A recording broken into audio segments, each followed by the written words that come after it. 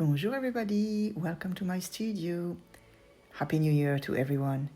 I wanted to bring something new this year. You know, we all have resolution, and I thought one of mine would be learning watercolors. So thank you very much to Kara and Casey and Dexter for getting me this lovely set. So we are going to learn watercolor, and I thought instead of learning it all on my own, I would learn along with you. So here I've got two brushes that are pointy, one that is thicker than the other, and I've got watercolor paper here, and I've got a tissue as well, the palette, and two bowls of water. You can have only just one, but it's two, so I don't have to go back to the sink and get some more. It's just practical. So watercolor has always been a bit of a fright to me because there is a lot of things that you cannot control. But actually, when you think about it, this is something that is going to be very nice. So we are going to start with the thicker brush. I dip it into the water, and I'm going to pick the colors first that I want to have in the background. The scene that we are going to do is a flower scene. The reason is there is not much room for mistake when it comes. Well, there is always room for mistake, but there is not much room for mistake when it comes to the shape of things. So we can go straight onto the painting rather than having to sketch first. I've got an idea, of course, of what I want to do, but we are going to have very watercolor-like background. How can I describe that? It's basically the blurry background that watercolor can do, which is really lovely. So because it's a flower scene, it's nature scene, it's wildlife, it's wildflowers, we have some lovely greens. We also going to have some raw umber, some brown coming from the earth, and we also are going to have that color that I really love, which is like a purple blue. So this is a purple. This is a blue that's got a lot of red in it. I really like that. This is actually the color of my background here that you can see where everything is resting on. So I'm just setting the color more for you so you can see roughly what my palette will be, even though this is the background palette. The foreground palette with the flowers, which are going to be much more sharp, hopefully. I'm saying that, it's in my mind, because I am learning along with you. We will see what we get out. But the idea is, because I am a painter, I know that it's nice to have a blurry background, and everything that is in the foreground is going to be much sharper. So we are going to do the blurry background first. I will show you how I decided to do that. In watercolor, I think there is several methods. I say I think because once again I am learning. So several methods. So that's the painting you've got here. So that's roughly my palette. So I've got the green, the raw umber, so the two greens there, two umbers, earth-like, and two different purples. Now we can actually play with the water to make it more or less dark. The more water you have, the less dark it will be. So now my method, I'm cleaning my brush here. I want a clean brush, and my method is going to be, I'm going to put some water on the paper, as you're going to see in a minute, and then I'm going to apply the paint. So, and also what I'm doing is I am keeping some white, meaning I am keeping some water free on the paper in the middle of the water, shall we say. So the color is not going to spread where there is no water. So I am doing this, thinking about my my composition. I've got not a fairly clear idea of what I want it to look like, but I leave room to the natural way that things move in watercolor to happen. Don't forget that is only the background we are doing here. So let's go.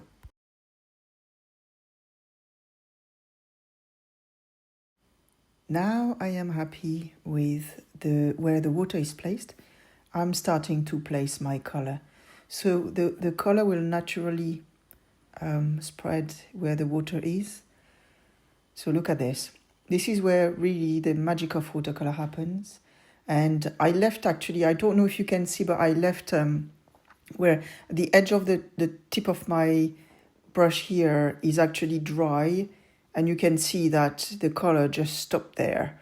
So you can use these to keep the whites of the paper. And that is a key thing in a watercolor, keeping the white as much as you can. You will see at the I'm planning on using a little white. You can use gouache if there is some very thin line that you need to do. There is several methods, I understand, in watercolor when you want to re-add the white after the painting. But for now, we are trying to keep the white. So I am actually creating a shape of a flower there already. And it's just me. With painting, you can pick up a lot of your own personality. In theory, I shouldn't really be doing that. I should be waiting, and carry on actually the background, because the water actually dries. The watercolor paper that I use is quite thick, so it dries quite quickly, and also it depends on the temperature of your room.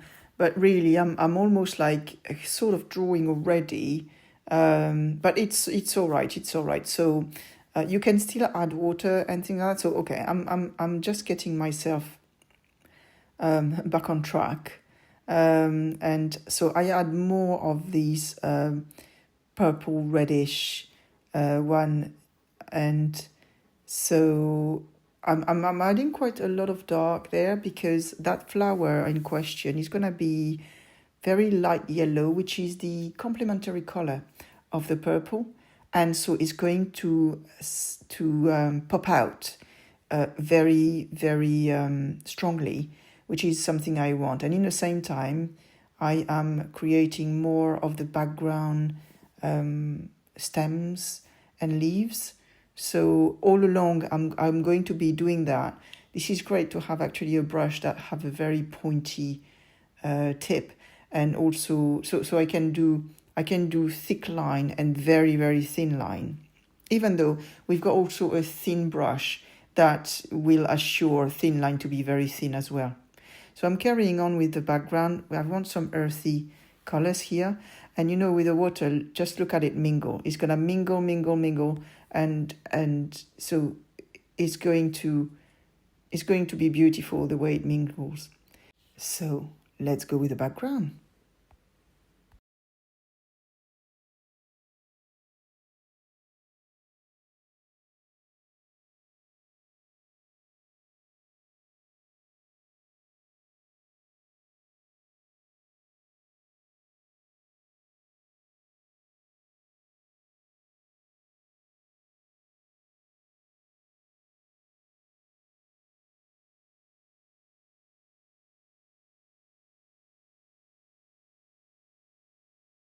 Now I am going to create the background greenery plants. So I'm using quite a bit of water because I want it to be not as strong in pigment as the coming up foreground. So let's go with the background plant. And I will add some actually all along if I see fit. So let's go.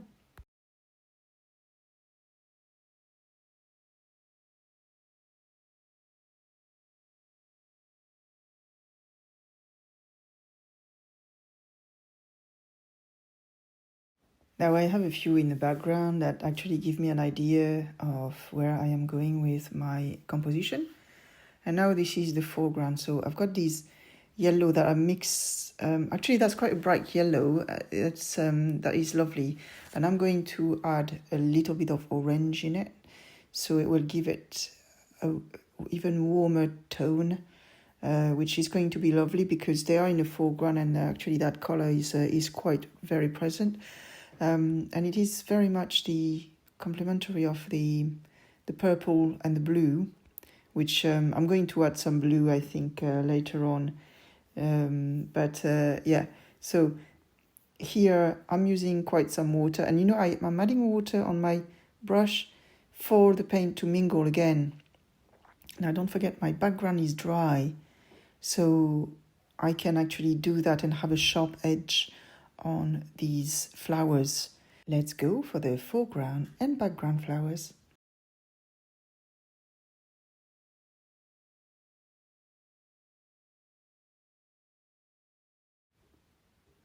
As you can see, I am using just the tip of that same brush, which is very dainty, is very nice, and quite a lot of pigment, but still quite some water.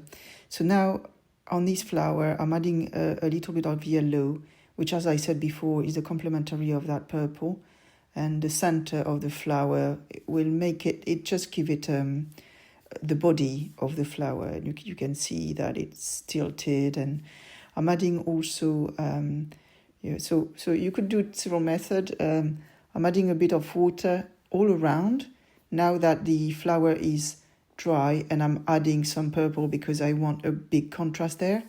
Now this color is lovely. That orangey yellow is really, really nice. It's super warm, and yeah. And so same thing, I let it mingle. You see the paper is wet there, and I let it mingle. I'm adding a couple underneath on the background, and at the same time, it worth actually adding just a little tiny bit as a reminder, or a little wink on this flower on the background purple. I want some bright red as well, because the good thing about flowery, summery painting like this, the palette is very wide. You can use a lot of colors. White flowers are amazing. The palette is so rich.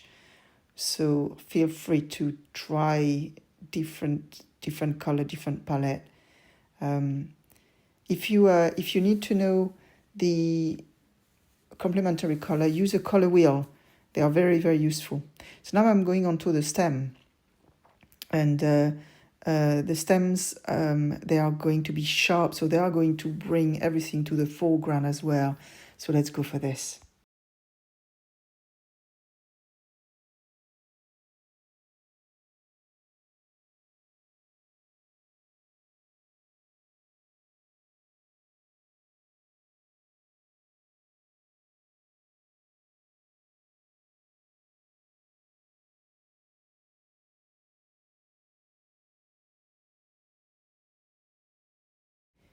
So one thing you can do is, after your composition is taking shape, is actually revising the background. So put some water where you want the paint to be, and just slowly, just build it up slowly, because you don't want it to be too dark. But I wanted this flower to stand out a bit more, and because I kept some white, the biggest orange flower is now really standing out with the white of the paper that's been kept. And now I am carrying on with another flower. I wanted a bit more red, but like pink red. It's not too crazy in pigment, only at some places. So, this is the balance between the light and the dark, or the shadow and the light. And so I'm going to go slow. If I feel, you see what I'm doing? If I feel that it's too much, or too much water, or too much pigment, I just dab it with my little tissue there. So always have that in your hand, or at hand, within reach.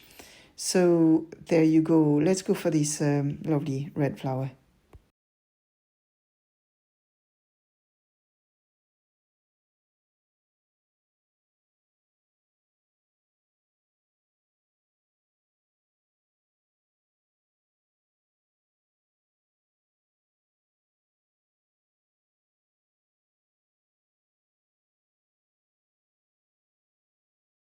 So because I am onto the red, just to prevent me to have to clean my brush all the time, I am actually using it to amend some other red part of the painting. And I clean my brush, and now we are going on to the stem again. So it's a constant, not amending, but adding what you think needs to be there, and that will add to the painting.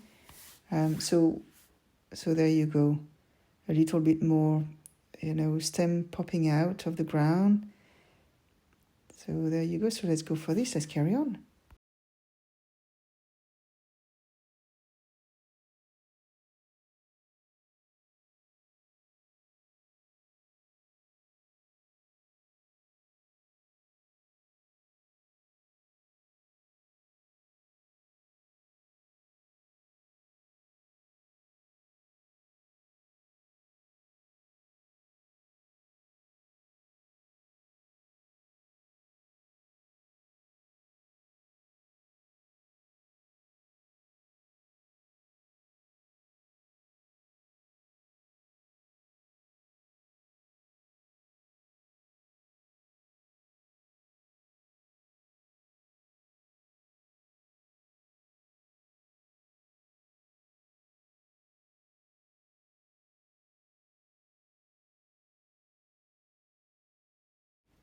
Oh, that's magic. I just took a little bit of time to clean my palette and renew my water as well for the last finishing touch. So, and also take a break because it gives you a time to actually see what your painting needs. Just take some remote from things and do something else. Go have a coffee or something. So I think I am going to add a little bit on the background. I want a little bit more blue, and that's going to contrast very well with the orangey yellow that we've got. So let's go for this.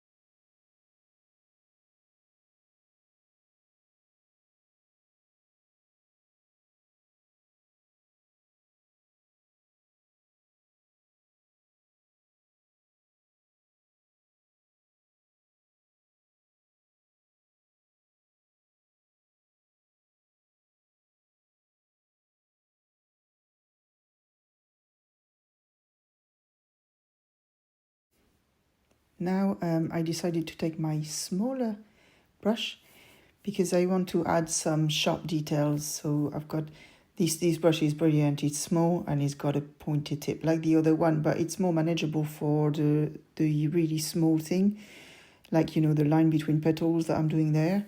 And so this is going to bring the eye of the viewer towards the foreground and then slowly go on the background. So you do play with these things, what is sharp, what is not sharp, and that just creates, if you have also the color right, it creates something absolutely lovely. So here we are, let's go for this.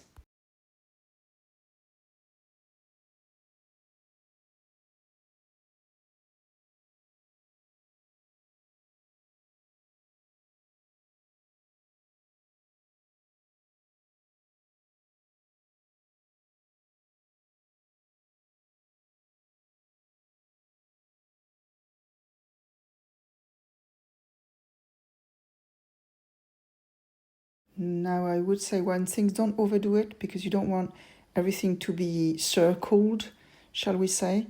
So, because this is nice to have the difference of color without any line, if you see what I mean. So now what I'm going to do is I've got this little tube of gouache white.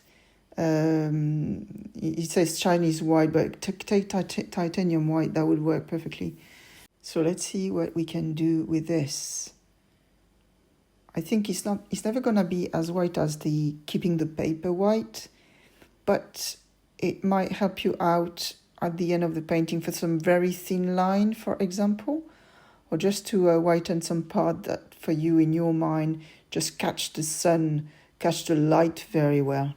So let's go for this.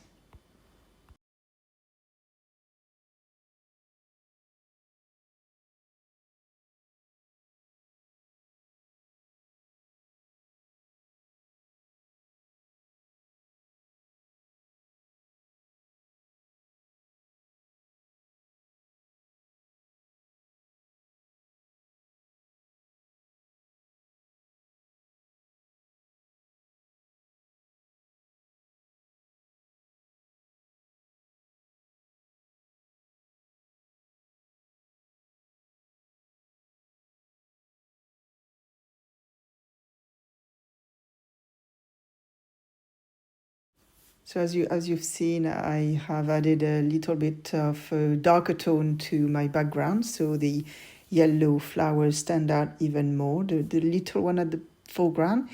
And now I am doing something very important. You will see in a second. A little bit of water there and sign your painting. So I hope you enjoy seeing a bit of watercolor. As I said, I am testing it and see how it works and understanding the method. So it's not a, there is different things here. It's really the skills that you get manipulating that paint to get to the effect that you want, and understanding the colors and the composition as well is very important. So thank you very much for watching. I hope you like that. This is quite new for these what I normally do here on this channel, but it's always good to learn new things, mostly in a new year like this. So I hope you like this, and I'm going to show you something else. Let's go.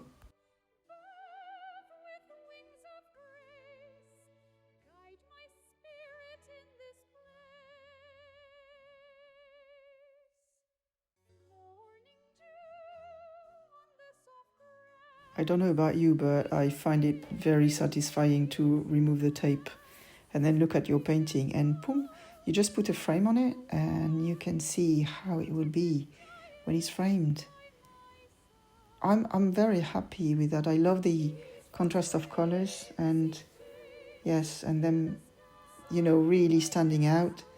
So let me know what you think out there, and if you like it, this one is for sale, so feel free to contact me, and either as a messenger or directly on here down the comment section. In the meantime, I hope you have a lovely new year. I wish you the best for the new year, and we will be back for more of watercolors. Have a lovely time. Happy New Year, or bonne année as we say in French. Bonne année.